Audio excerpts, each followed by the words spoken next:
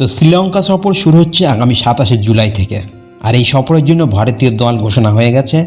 তো আজকে এই দল ঘোষণার ক্ষেত্রে সিলেক্টররা কিছু টাফ কল নিয়েছে।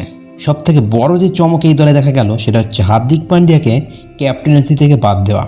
যে হার্দিক পান্ডিয়া টি-20 ওয়ার্ল্ড কাপে সহ অধিনায়ক ছিল তাকেই বাদ দেওয়া হয়েছে ক্যাপ্টেন্সি থেকে।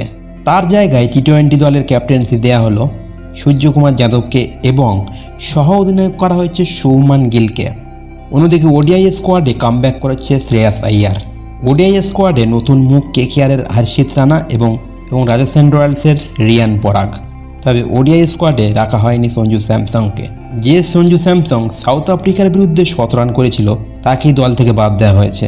তাকে ঠিক কী কারণে ওডিআই স্কোয়াডে রাখা হয়নি সেটা একমাত্র সিলেক্টররাই বলতে পারবে। তবে জিম্বাবুয়ের বিরুদ্ধে পারফর্ম না করেও টি-20 এবং ওডিআই স্কোয়াডে নিজের জায়গা পাকা করেছে রিয়ান পরাগ।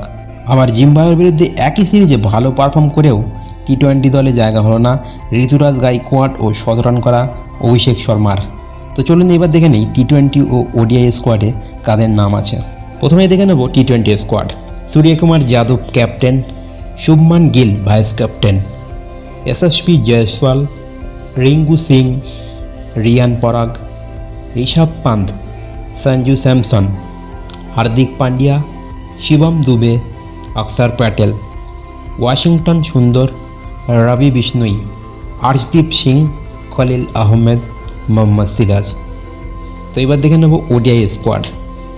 Rohit Sharma captain, Shubman Gill vice captain, Virat Kohli, K L Rahul, Rishabh Pant, Shreyas Iyer, Shivam Dube, Kuldeep Yadav, Mohammed Siraj, Washington Sundar, Arshdeep Singh, Riyan পরাগ, অক্ষর প্যাটেল, খলিল আহমেদ, হর্ষিত রানা।